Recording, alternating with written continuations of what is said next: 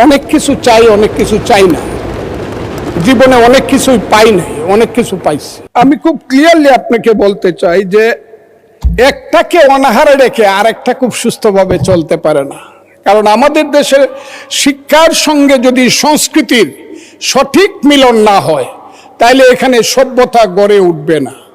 আমার এক বন্ধু জামাতে ইসলামের, উনি চলে গেছেন, উনি নিজেকে মুক্তিযোদ্ধা দাবি করেন, সাতক্ষীরার এমপি। উনি সংস্কৃতির নামে খুব শঙ্কিত হলেন। যে জাতির সংস্কৃতি নাই সে জাতি সভ্য না, সে অসভ্য। এখানে কেউ যে কথাটা বলে নাই। আমি মুক্তিযুদ্ধ সম্পর্কে একটা কথা বলবো। আপনি বসে আছেন, আপনি মুক্তিযুদ্ধ দেখেন নাই। স্পিকার সাহেব থাকলে উনাকে বলতাম, উনি কি করে সেই জকিগঞ্জ থেকে ধরে সিলেট পর্যন্ত সালুটিকার বন্দরকে রক্তের সাগর সৃষ্টি করে শহীদ জিয়ার নেতৃত্বে, জিয়াউর রহমানের বীরত্বের নেতৃত্বে সিলেট দখল করেছে, যে সেই রক্তের সাগর, সেই মুক্তিযুদ্ধের কথাটা আমি বলতে চাই। কোনো কারণেই মুক্তিযোদ্ধার সম্মানী ভাতার সঙ্গে অন্য কারো সম্মানী ভাতার কোনো তুলনা হতে পারে না। যদি হয়, এই কাজের জন্য আমাদেরকে এখন দিবেন না, 5 বছর পরে আমাদেরকে খেসারত দিতে হবে। টাকা হইলেও মুক্তিযোদ্ধার সম্মানী ভাতা বাড়াতে হবে, বেশি করতে হবে, না হলে উত্তর কোনোদিন দিতে পারবেন না। কিন্তু প্রত্যেকদিন স্লোগান হচ্ছে এইটা চাই না, ওইটা চাই না, মারামারি, শাহবাগ, পলাশবাড়ি। সেই পলাশবাড়িতে দেখা যাচ্ছে 81 ফুট রাম মন্দির হচ্ছে, আর প্রত্যেক দিন মিছিল হচ্ছে। রাম মন্দির চাই না, মালাউন্ডা দেশ ছেড়ে চলে যাও, হিন্দুরা চলে যাও, মিছিল করতেছে। তাদের পোশাকটা দেখলেই বুঝি আমি তারা কারা। সেই পোশাকি লোকজনের সংখ্যা এখন বেড়ে গেছে, এমন বাড়ছে যে তারা পৃথিবীর কোন সভ্যতা, সংস্কৃতি, কোনো কিছু শুনতে চায় না, কোনো কথা শুনতে চায় না। ধর্মকে নিয়ে শুধু ব্যবসা করতে চায়, তারা হলো ধর্ম ব্যবসায়ী। সেই সব লোকজন আজকে ওখানে যাচ্ছে, মারামারি করছে। আমি সরকারকে বলবো, স্বরাষ্ট্রমন্ত্রী আছেন, যদি মনে করেন মন্দির ওখানে করা ঠিক না বা রাম মূর্তি করা ঠিক না, বন্ধ করে দেন একদম কঠিন ভাবে, যে না, এই দেশে কোনো মন্দির টন্দির বা মূর্তি করা যাবে না। কিন্তু আমি মনে করি ওই 100 না 300 ফুট মূর্তি বানাক, আমি মুসলমান, আমার কি আইলে গেল, আমি তো ওদের দিকে তাকাই না।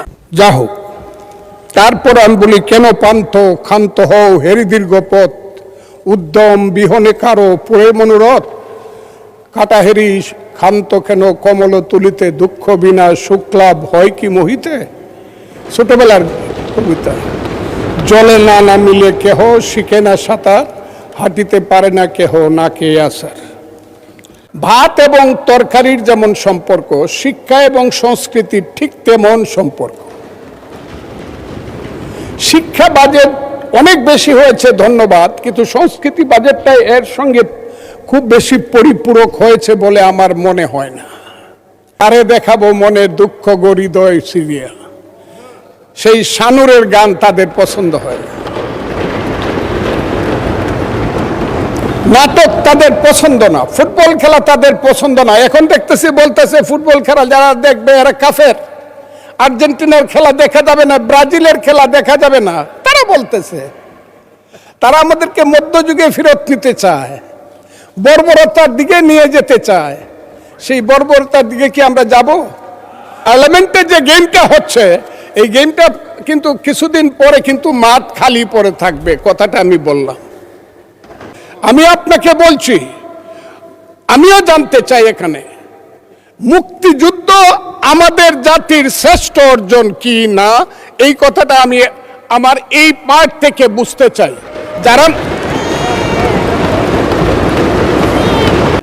প্যারায় লেখা আছে, জনাব অর্থমন্ত্রী, সরকার মহান মুক্তিযুদ্ধের ইতিহাস সংরক্ষণ ও বীর মুক্তিযোদ্ধাদের কল্যাণে নিরলসভাবে কাজ করছে। ঠিক আছে, সাধারণ মুক্তিযোদ্ধাদের মাসিক সম্মানে 20,000 টাকা অপরিবর্তিত রাখার এবং খেতাবপ্রাপ্ত মুক্তিযোদ্ধা যেমন বীর শ্রেষ্ঠ, বীরুত্তম, বীর বিক্রম, বীর প্রতীকদের 5,000 টাকা বৃদ্ধি করছে। ঠিক 48 ওনারা এসে লিখতেছেন জুলাই অভ্যুত্থানে। আমি তাদেরকেও শ্রদ্ধা করি, জুলাই অভ্যুত্থানকেও আমি শ্রদ্ধা করি। জুলাই অভ্যুত্থানে শহীদ পরিবারের মাসিক ভাতা 20,000 টাকা, ঠিক আছে। এরপরে আবার লিখতেছে এসসি ও ওসি ক্যাটাগরিতে আহতদের যথাক্রমে 20,000, 15,000 এবং 10,000 টাকা। কোনো কারণেই ওই যে আমি বলছি, যারা মুক্তিযুদ্ধকে শ্রেষ্ঠ মনে করেন, কোনো কারণেই মুক্তিযোদ্ধার সম্মানী ভাতার সঙ্গে অন্য কারো সম্মানী ভাতার কোনো তুলনা হতে পারে না। এখানে যারা আসছেন, যদি নিজেকে অসত্য বলে মনে না করেন বা বুকে হাত দিয়ে বলতে পারেন, সব লোক অন্তত 99% এমপি বিএনপির যারা হয়েছেন তারা প্রত্যেকেই শেষ পর্যন্ত বলতে হয়েছে আমরা শহীদ মুক্তিযোদ্ধা জিয়াউর রহমানের দল, আমরা মুক্তিযুদ্ধের পক্ষে, এই কথাটা বলে আসছে। তারা বলছে তারা জুলাইয়ের পক্ষে এবং সৎ নেতৃত্বের পক্ষে, সৎ রাজনীতির পক্ষে।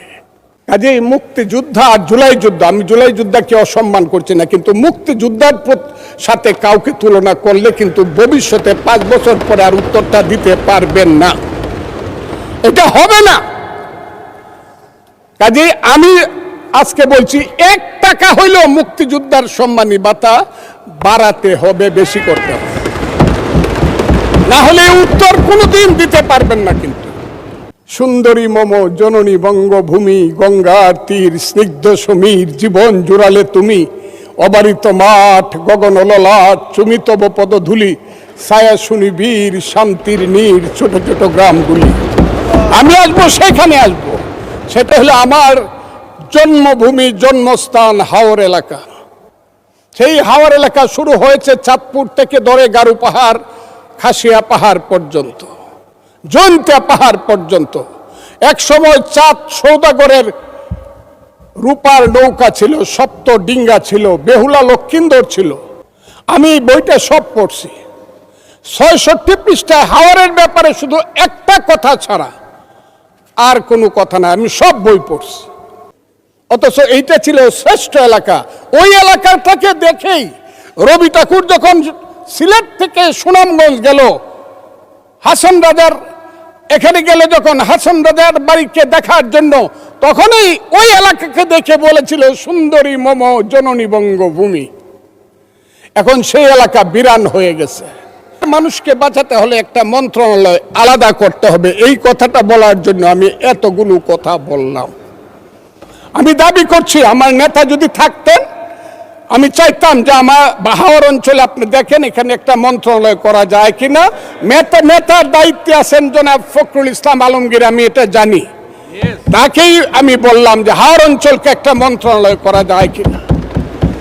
সেই সব লোকজন আজকে ওখানে যাচ্ছে, মারামারি করছে। আমি সরকারকে বলবো, স্বরাষ্ট্রমন্ত্রী আছেন, যদি মনে করেন মন্দির ওখানে করা ঠিক না বা রাম মূর্তি করা ঠিক না, বন্ধ করে দেন একদম কঠিনভাবে, যে না এই দেশে কোনো মন্দির টন্দির বা মূর্তি করা যাবে না। কিন্তু আমি মনে করি ওই 100 না 300 ফুট মূর্তি বানাক, আমি মুসলমান, আমার কি আইলে গেল, আমি তো ওটার দিকে তাকাই না। আমি প্রয়োজনে 25 তলা মসজিদ করব, অসুবিধা কি? ওর মন্দিরে নামাজ করবে, পূজা করবে, আমি আমার মসজিদে নামাজ পড়বো, অসুবিধা কি? একসাথে কি আমরা থাকবো না? ওরা কি 9% মানুষ, 1.5 কোটি মানুষ, ওরা কি থাকবে না? এই দেশের এদেরও দেশ, 14 পুরুষ আগে তো এদেরই দেশ ছিল। এটা 1204 খ্রিস্টাব্দের আগে এইখানে হিন্দু এবং বৌদ্ধদের দেশ ছিল। আমরা তো এইখানে কিভাবে আসছি? আমরা আসছি হযরত খাজা মাইনুদ্দিন চিশতি রহমাতুল্লাহ আলাইহি, খাজা নিজামুদ্দিন বখতিয়ার খাকি, হযরত শাহজালাল, শাহপরান, গেসুদারাজ, ওই চট্টগ্রামের বাইজিদ বুস্তামি, ওই বাগেরহাটের খান জাহান আলী থেকে ধরে ওলিয়া উলিয়া গাউস কুতুব দরবেশেরাই তো এই দেশে বলছে আইসে, শোনো হে মানুষ ভাই, সবার উপরে মানুষ সত্য, তার উপরে নাই, তার নাম হইল সুফিবাদ। সেই সুফিবাদকে তো তারা মানে না, তারা তো মাজার ভাঙ্গিয়ে ফেলতে চায়, তারা তো আগুন দিয়া পুড়ে দিতে চায়। মৌলানা মৌলভী সাহেবদেরকে আমি শ্রদ্ধা করি, কিন্তু পীর সাহেবদের দোষটা কি? যে কুষ্টিয়াতে কুপায় মারলেন কেন? ফরিদপুরে আগুন জ্বালায় মারলেন কেন? শাহজালালের মাজার ভাঙ্গার জন্য আমার এক ভাই 4 কোটি টাকা ঘোষণা করে কেন? এখানে মাজার থাকবে, আপনি যদি মাজারে ইচ্ছা হয় যাবেন, যাবেন না। আপনি আহলে হাদিস করবেন, করেন,